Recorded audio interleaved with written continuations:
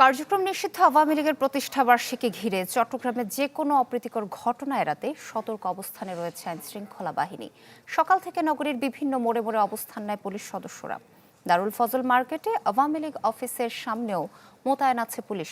এছাড়া যে কোনো নৈরাজ্য প্রতিহতের ডাক দিয়ে মোড়ে মোড়ে অবস্থান নিয়েছে বিএনপি ও অঙ্গ সংগঠনের নেতাকর্মীরা। নিউ মার্কেট, কাজীর দেউরি, বহদ্দারহাট সহ বিভিন্ন এলাকায় দলের নেতাকর্মীরা বিক্ষোভ করে। তারা বলেন, কোনোভাবেই আওয়ামী লীগকে অস্থিরতা তৈরি করতে দেয়া হবে না। এটি সন্ত্রাসী সংগঠন বলে অভিহিত করেন বিএনপির নেতারা।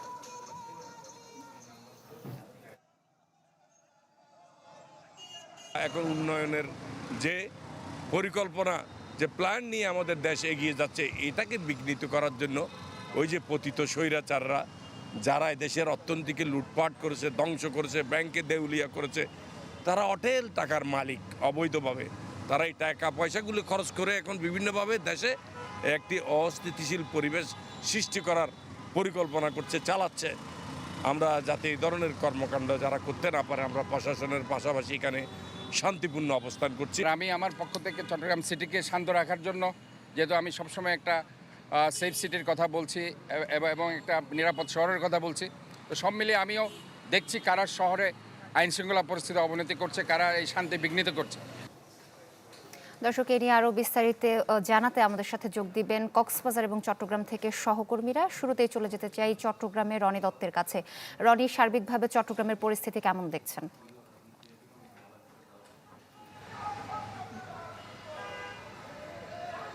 সোহেলি, চট্টগ্রামে আমরা সকাল থেকেই নগরের বিভিন্ন এলাকায় ঘুরে দেখেছি। সেসব এলাকাগুলোতে গুরুত্বপূর্ণ মোড়গুলোতে বিভিন্ন সংগঠন, বিশেষ করে বিএনপি এবং তার অঙ্গ সংগঠনের নেতাকর্মীরা সেখানে অবস্থান নিয়ে তাদের যে কর্মসূচি, যে অবস্থান কর্মসূচি সেখানে তারা করছেন এবং তারা তারা মিছিল করেছেন এবং একই সাথে একটি অবস্থানে গিয়ে সমাবেশ করেছেন। এখন আমরা আছি চট্টগ্রাম নগরীর জিইসি এলাকায়। এখানেও আমরা দেখছি যে অঙ্গ সংগঠনের নেতাকর্মীরা কিছুক্ষণ আগে এখানে এক অবস্থান নিয়ে এখানে বসে আছেন। কিছুক্ষণ আগে এখানে একটি মিছিল করে তারা এসে এখানে বসে তাদের এখন বক্তব্য দিচ্ছেন। সব মিলে নগরের বিভিন্ন এলাকার মধ্যে আমরা পরিস্থিতি যেটা দেখছি সেটি আসলে অনেকটা শান্ত রয়েছে। যানবাহন যে চলাচল সেটি সব সুন্দরভাবে চলছে এবং যেসব গুরুত্বপূর্ণ কিছু কিছু পোস্টে আইনশৃঙ্খলা বাহিনীও কিন্তু নিয়োগ করা হয়েছে এবং মোতায়েন করা হয়েছে এবং সেখানে তাদের বিভিন্ন জায়গায় তাৎক্ষণিক যে চেকপোস্ট কিন্তু আসলে চলছে। বিশেষ করে বিভিন্ন যেসব সিএনজি, অটোরিকশা এবং একই সাথে যেসব মোটরসাইকেলগুলো আছে, যারা যাচ্ছে যাদেরকে সন্দেহ হচ্ছে তাদেরকে চেক করা হচ্ছে। তো সব মিলিয়ে নগরের যে পরিস্থিতি, সেই পরিস্থিতি অনেকটাই উন্নত রয়েছে এবং স্বাভাবিক রয়েছে। কোথাও কোনো অপ্রীতিকর কোনো ঘটনার আমরা খবর এখনও পর্যন্ত পাইনি এবং যে আওয়ামী লীগ যে অফিস দারুল ফজল মার্কেট এবং তার আশেপাশে যেসব জায়গাগুলো আছে সেখানেও কিন্তু আমরা দেখেছি ব্যাপক পুলিশ প্রশাসন মোতায়েন করা হয়েছে।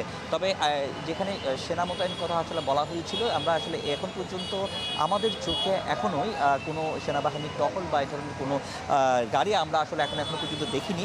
তবে যেহেতু মোতায়েন করা হয়েছে এবং তারাও তাদের যে কার্যক্রম নিরাপত্তার জন্য অন্যান্য বাহিনীগুলো কিন্তু সজাগ রয়েছে এবং সার্বিকভাবে এখানকার নিরাপত্তা নিশ্চিত করার জন্য যানবাহনের নিরাপত্তার জন্য যা করা দরকার সে সবটুকুই করছে আইনশৃঙ্খলা বাহিনী। তো এই ছিল এখানকার সবশেষ অবস্থা। সোহেলি। রনি, ধন্যবাদ আপনাকে।